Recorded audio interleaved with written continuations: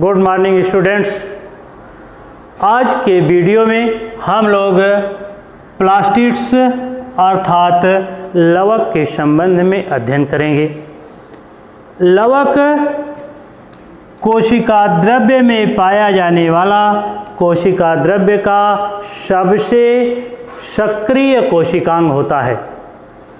यह जीवाणुओं तथा नीले हरे शैवालों और कवक कोशिकाओं को छोड़कर के सभी कोशिकाओं में पाया जाता है।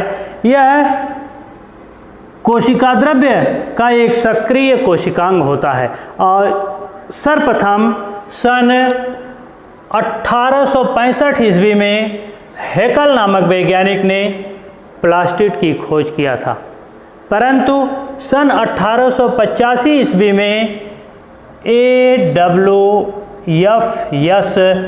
शिम्पर नामक वैज्ञानिक ने इसे प्लास्टिड अर्थात लवक नाम दिया।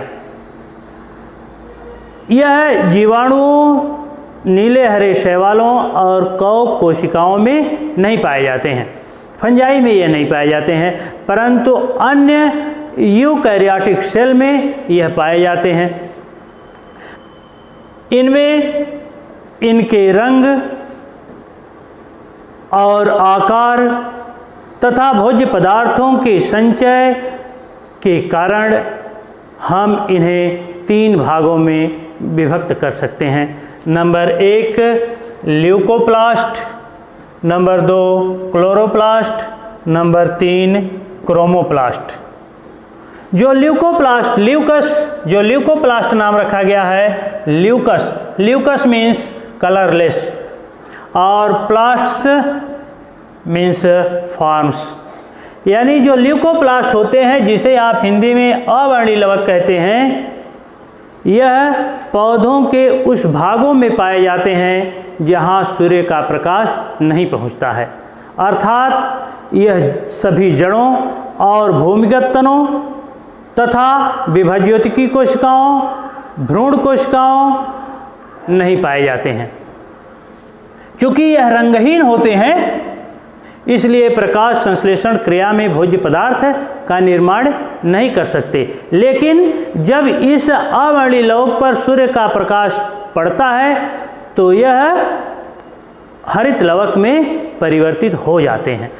जो अवर्णीय लवक होते हैं, ये इनका मुख्य कार्य होता है भोज्य पदार्थों का संचय करना। भोज्य पदार्थों के संचय करने के आधार पर इस ल्यूकोप्लास्ट अर्थात अवर्णीय लवक को हम 3 भागों में विभक्त कर सकते हैं। ऐसे अवर्णीय लवक जो कार्बोहाइड्रेट का संचय करते हैं उन्हें एमाइलोप्लास्ट कहा जाता है, और यह एमाइलोप्लास्ट भ्रूण कोशिकाओं, चावल, गेहूं के बीज इत्यादि में पाए जाते हैं। यह आलू जो भूमिगत तना है, शकरकंद इत्यादि में पाए जाते हैं। नंबर 2 प्रोटीनोप्लास्ट। ऐसे अवर्णीय लवक जो प्रोटीन का संचय करते हैं उन्हें प्रोटीनोप्लास्ट कहा जाता है। यह प्रायः पौधों की भ्रूण कोशिकाओं और बीजपत्र कोशिकाओं में पाए जाते हैं। Number 3 elaioplast. ऐसे अवर्णीय लवक जो लिपिड का संचय करते हैं उन्हें इलायोप्लास्ट कहा जाता है। यानी ऐसे अवर्णीय लवक जो लिपिड का संचय करते हैं उन्हें इलायोप्लास्ट कहा जाता है, और यह इलायोप्लास्ट पौधे के उस भाग में पाए जाते हैं जिनसे हमें तेल प्राप्त किया होता है। वनस्पति तेल जिनसे प्राप्त होता है, यह पौधे के उन भागों में पाए जाते हैं। यह प्रायः भ्रूण कोशिकाओं और कार्टिलेडन्स इत्यादि में पाए जाते हैं। कुछ पौधों की कोशिकाएं जिनमें आयल ग्लैंड्स पाई जाती हैं, उस भाग में भी यह इलायोप्लास्ट पाए जाते हैं। इनका मुख्य कार्य होता है लिपिड का संचय करना। और जो प्लास्टिड्स हैं, इसका दूसरा प्रकार है क्लोरोप्लास्ट। क्लोर, यह दो शब्दों से मिलकर के बना है क्लोर। क्लोर माने ग्रीन, क्लोर माने ग्रीन, ग्रीन माने हरा। और दूसरा भाग है प्लास्ट्स, प्लास्ट माने फॉर्म्स, यह हरे रंग के होते हैं।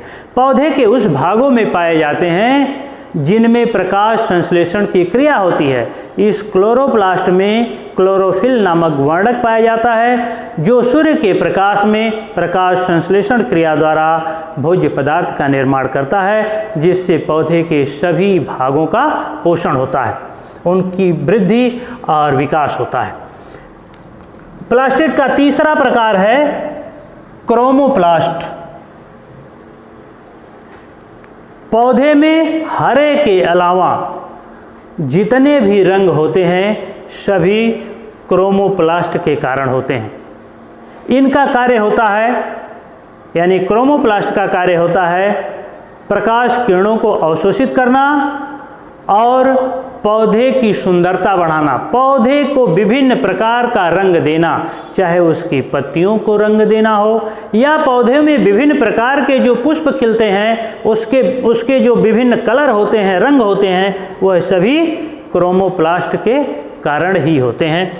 और यह क्रोमोप्लास्ट होते तो कई प्रकार के हैं, मैं वर्णन यहाँ केवल दो प्रकार का करूँगा, फियोप्लास्ट और रोडोप्लास्ट का।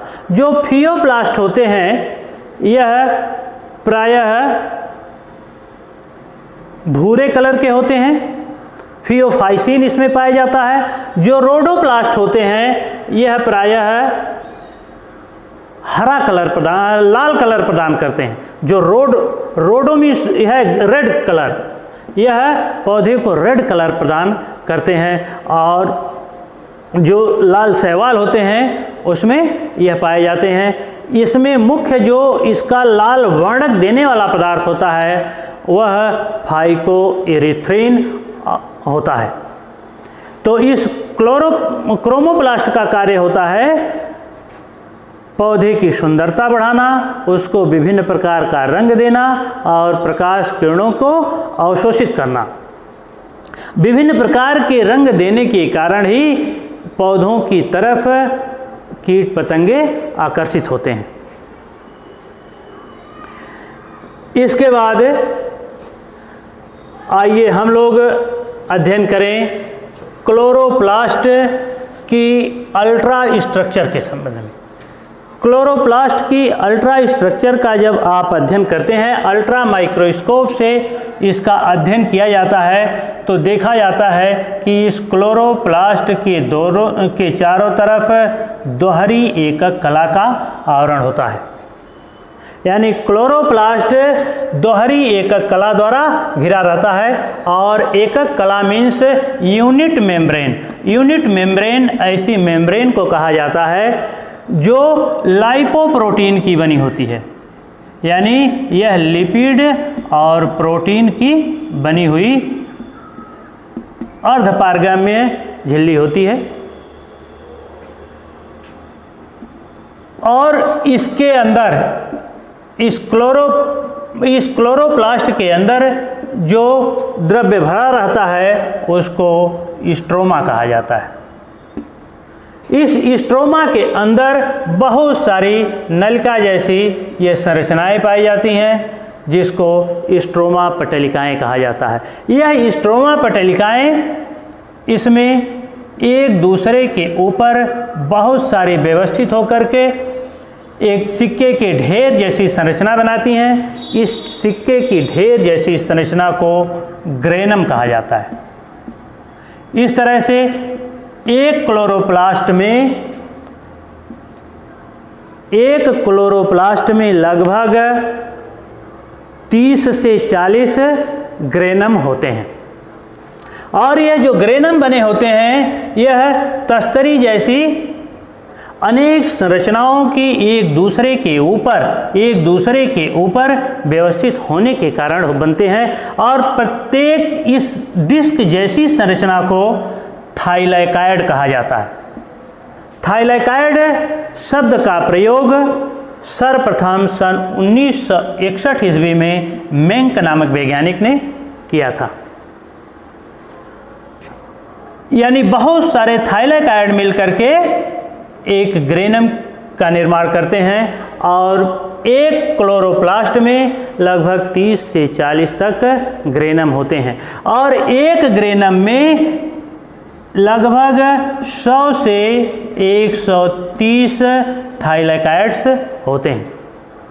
थाइलाकाइड्स, प्रत्येक थाइलाकाइड्स की आंतरिक सतह पर दानेदार संरचनाएं पाई जाती हैं जिसको क्वांटासोम कहते हैं।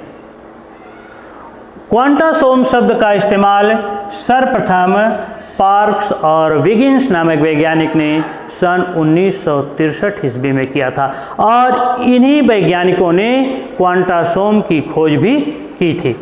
प्रत्येक क्वांटासोम में लगभग 230 क्लोरोफिल के अणु पाए जाते हैं और यह क्लोरोफिल के अणु ही प्रकाश संश्लेषण की इकाई है। अर्थात प्रकाश संश्लेषण क्रिया में कार्बोहाइड्रेट का निर्माण करना इन्हीं क्लोरोफिल का कार्य होता है। अब थोड़ा सा और मैं यहाँ आपको बताऊं कि एक क्लोरोप्लास्ट के स्ट्रोमा में कई ग्रेनम होते हैं और प्रायः 30 से 40 ग्रेनम होते हैं और यह ग्रेनम स्ट्रोमा पटलिका द्वारा एक दूसरे से जुड़े रहते हैं। प्रत्येक ग्रेनम के यह थाइलाकाइड्स भी पटलिकाओं द्वारा जुड़े रहते हैं जिसको ग्राना पटलिकाएं कहा जाता है। अब यानी प्रत्येक क्लोरोप्लास्ट में लगभग 30 से 40 ग्रेनम होते हैं। प्रत्येक ग्रेनम में 100 से 120 डिस्क जैसी संरचनाएं होती हैं जिनको थाइलाकाइड कहा जाता है। इस थाइलाकाइड की खोज मेंक नामक वैज्ञानिक ने 1961 में किया था। इस थाइलाकाइड्स की आंतरिक सतह पर बहुत सारी दानेदार संरचनाएं पाई जाती हैं जिसे क्वांटासोम कहते हैं। इस क्वांटासोम की खोज पार्क्स और विगिन्स नामक वैज्ञानिक ने 1963 में किया था। प्रत्येक थाइलाकाइड की आंतरिक सतह पर जो क्वांटासोम पाए जाते हैं उस प्रत्येक क्वांटासोम में लगभग 230 क्लोरोफिल के अणु पाए जाते हैं। अब मैं बात करूं उसके केमिकल कंपोजिशन की, यानी क्लोरोप्लास्ट के रासायनिक संगठन की बात किया जाए तो जो क्लोरोप्लास्ट होते हैं उसमें लगभग 40 से 50% प्रोटीन्स, 3 से 10% क्लोरोफिल, 2 से 5% RNA यानी जिसको राइबोन्यूक्लिक एसिड कहा जाता है, 0.1% DNA यानी डीऑक्सीराइबोन्यूक्लिक अम्ल, यह बहुत अल्प मात्रा में पाए जाते हैं। DNA क्लोरोप्लास्ट में DNA बहुत ही अल्प मात्रा में पाए जाते हैं। इसके अलावा 23 से 25% फास्फोलिपिड्स, 1 से 2% कैरोटीनॉइड्स और कुछ मात्रा में एंजाइम्स तथा धातुओं के आयंस भी पाए जाते हैं। धातुओं के आयंस में मुख्य रूप से आयरन, मैग्नीज, मैग्नीशियम और कॉपर तथा जिंक पाए जाते हैं। यह एक क्लोरोप्लास्ट का रासायनिक संगठन होता है और इस क्लोरोप्लास्ट में हमने अभी आपको बताया है कि 2 से 5% RNA होता है, कुछ मात्रा में सर्कुलर DNA भी पाया जाता है और इस क्लोरोप्लास्ट में 70 प्रकार के राइबोसोम्स भी पाए जाते हैं। क्लोरोप्लास्ट में आरएनए, डीएनए और 70S प्रकार के राइबोसोम्स की उपस्थिति यह इंगित करती है कि क्लोरोप्लास्ट कोशिका के अंदर कोशिका है। इसमें स्वयं जनन की सामर्थ्य होती है। यह एक अर्ध स्वशासित कोशिकांग है और अर्ध स्वशासित कोशिकांग इस मामले में कहा जाता है क्योंकि इसमें स्वजनन की सामर्थ्य होती है, अपने जैसे क्लोरोप्लास्ट निर्मित करने की क्षमता होती है। यह प्रश्न परीक्षा में आता है कि कोशिका के अंदर अर्ध स्वशासित कोशिकांग कौन कौन से हैं। तो कोशिका के अंदर 2 अर्ध स्वशासित कोशिकांग हैं जिनमें डीएनए, आरएनए और 70S प्रकार के राइबोसोम्स पाए जाते हैं। यह 2 अर्ध स्वशासित कोशिकांग क्लोरोप्लास्ट और माइटोकॉन्ड्रिया हैं। माइटोकॉन्ड्रिया का वर्णन मैं नेक्स्ट वीडियो में करूंगा। इस वीडियो में केवल क्लोरोप्लास्ट के संबंध में हम लोग अध्ययन कर रहे हैं। तो क्लोरोप्लास्ट में आरएनए, डीएनए और राइबोसोम्स की उपस्थिति यह इंगित करती है कि क्लोरोप्लास्ट एक अर्ध स्वशासित कोशिकांग है। इसमें स्वजनन की सामर्थ्य होती है। अब बात यह किया जाए कि जो क्लोरोफिल होते हैं यह कितने प्रकार के होते हैं। क्लोरोफिल ए और क्लोरोफिल में सामान्यतया कार्बन, हाइड्रोजन, ऑक्सीजन, नाइट्रोजन और मैग्नीशियम पाए जाते हैं। यह मैग्नीशियम क्लोरोफिल का केंद्रीय भाग बनाता है। मनुष्य में जो हीमोग्लोबिन पाया जाता है जो ऑक्सीजन का संवहन करता है, कोशिकाओं तक ऑक्सीजन को पहुंचाता है फेफड़े से, इसकी भी संरचना सामान्यतः इस क्लोरोफिल जैसी ही होती है, लेकिन उसका केंद्रीय भाग आयरन बनाता है और क्लोरोफिल का केंद्रीय भाग मैग्नीशियम बनाता है। और कुछ ऐसे जंतु होते हैं जिनके रुधिर का रंग लाल नहीं होता है, जैसे आर्थ्रोपोड्स के सभी जंतु, मकड़ियाँ, मक्खी, मच्छर, तिलचट्टे, यह केकड़े, झींगा, ये जो आर्थ्रोपोड्स के जंतु होते हैं इनका रुधिर लाल नहीं होता है क्योंकि इसमें हीमोग्लोबिन नहीं हीमोसाइनिन पाया जाता है और हीमोसाइनिन का केंद्रीय भाग कॉपर बनाता है। तो जो क्लोरोफिल ए में कार्बन 55, हाइड्रोजन 72, ऑक्सीजन 5, नाइट्रोजन 4 और मैग्नीशियम पाए जाते हैं। यह क्लोरोफिल कई तरह के होते हैं, जैसे मैंने क्लोरोफिल ए का अणुसूत्र आपको बताया। परीक्षाओं में आता है कि क्लोरोफिल ए का अणुसूत्र क्या है, क्लोरोफिल बी का अणुसूत्र क्या है।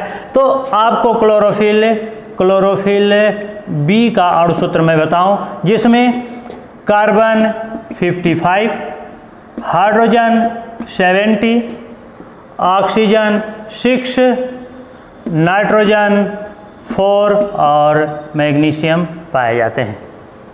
इसी तरह से क्लोरोफिल सी का अणुसूत्र C35, H32, O5, N4, Mg।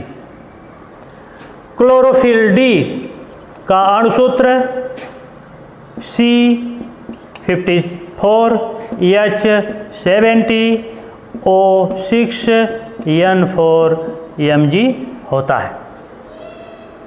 अब बात कर लिया जाए कि जो क्लोरोप्लास्ट होते हैं इनका क्या कार्य होता है। हमने आपको बताया है कि क्लोरोप्लास्ट में जो क्लोर शब्द लिखा है, क्लोर माने होता है ग्रीन, पौधे को हरा रंग प्रदान करना, ये क्लोरोप्लास्ट का कार्य होता है। और क्लोरोप्लास्ट के स्ट्रोमा में जो ग्रेनम पाए जाते हैं, ग्रेनम थैलाकाइड्स के बने होते हैं। थैलाकाइड्स की आंतरिक संरचना पर क्वांटासोम पाए जाते हैं और प्रत्येक क्वांटासोम में क्लोरोफिल के 230 अणु पाए जाते हैं। यह क्लोरोफिल के अणु प्रकाश संश्लेषण क्रिया द्वारा भोज्य पदार्थ का निर्माण करते हैं। प्रकाश संश्लेषण क्रिया का मैं समीकरण आपको लिख दूं। हरे पौधे सूर्य के प्रकाश में वातावरण से कार्बन डाइऑक्साइड और भूमि से जल अवशोषित करके सनलाइट क्लोरोफिल की उपस्थिति में यह कार्बोहाइड्रेट यानी C6H12O6 का निर्माण करते हैं। अप्रधान संरचना के रूप में ऑक्सीजन भी निकलती है, कुछ मात्रा में जल भी बनता है। समीकरण आप संतुलित कर लें। C6CO2 plus 12H2O, C6H12O6 plus 6O2 plus 6H2O, यह प्रकाश संश्लेषण क्रिया का समीकरण होता है।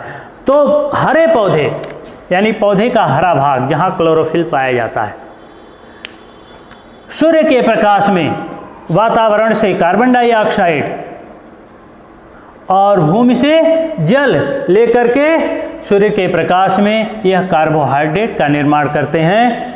यह कार्बोहाइड्रेट पौधों के विभिन्न भागों जड़, तना, पत्ती, फल, फूल, बीज में यह संचित रहता है, जिसको सभी जीवधारी प्रत्यक्ष अथवा अप्रत्यक्ष रूप से भोजन के रूप में उपयोग करते हैं। और इस प्रकाश संश्लेषण क्रिया में जो ऑक्सीजन बनती है वह वायुमंडल में जाती है और वायुमंडल में लगभग 20.989% अर्थात लगभग 21% ऑक्सीजन पाई जाती है। और यह ऑक्सीजन प्राणवायु है। सभी जीवधारी श्वसन क्रिया में ऑक्सीजन लेते हैं और कार्बन डाइऑक्साइड निकालते हैं, और इसी कार्बन डाइऑक्साइड का पौधे प्रकाश संश्लेषण क्रिया में उपयोग में लाते हैं। कुछ मात्रा में जो जल बनता है यह पौधे के वायवीय भागों से वाष्पित होकर के वायुमंडल में चला जाता है और संघनित होकर के पुनः वर्षा की बूंदों के रूप में पृथ्वी पर आता है। तो यह जो क्लोरोफिल होते हैं, या आप कहा जाए कि क्लोरोप्लास्ट के अंदर जो यह क्लोरोफिल होते हैं, इनका क्या कार्य होता है? प्रकाश संश्लेषण क्रिया में भोज्य पदार्थ का निर्माण करना। और यहाँ एक चीज़ ये भी बता दूं कि यह जो प्रकाश संश्लेषण क्रिया में जल प्रयुक्त होता है, इसी जल से ऑक्सीजन बनती है और कार्बन डाइऑक्साइड जो इसमें प्रयुक्त होता है रॉ मटेरियल के रूप में, उसके अपचयन से कार्बोहाइड्रेट बनता है। तो प्रकाश संश्लेषण क्रिया एक ऑक्सीडेशन रिडक्शन रिएक्शन है, ऑक्सीकरण अपचयन अभिक्रिया है। और इस प्रक्रिया में, इसके प्रकाशीय प्रक्रिया में ATP के रूप में ऊर्जा बनती है और NADH+H+ आयंस भी बनते हैं। और यह NADH+H+ यह रिडक्शन में सहायता करते हैं, कार्बन डाइऑक्साइड के रिडक्शन में सहायता करते हैं। यह ATP ऊर्जा का भी उस क्रिया में प्रयोग होता है। और यह तो प्रकाशीय अभिक्रिया में हो गया। और प्रकाशीय अभिक्रिया में जल के वियोजन से ATP और NADH2 बनते हैं तथा ऑक्सीजन भी बनती है। और प्रकाश संश्लेषण की अप्रकाशीय अभिक्रिया अर्थात डार्क रिएक्शन में कार्बन डाइऑक्साइड का अपचयन होता है, जिससे विभिन्न चरणों से होकर के कार्बोहाइड्रेट का निर्माण होता है। और यही कार्बोहाइड्रेट पौधे के जड़, तना, पत्ती, फल, फूल, बीज इत्यादि में संचित रहता है, जिसको सभी जीवधारी प्रत्यक्ष रूप से अथवा अप्रत्यक्ष रूप से भोजन के रूप में प्रयोग करते हैं। यहाँ एक बात यह भी बता देना चाहता हूँ कि सभी जीवधारियों के लिए भोजन स्रोत का कार्य हरे पौधे करते हैं।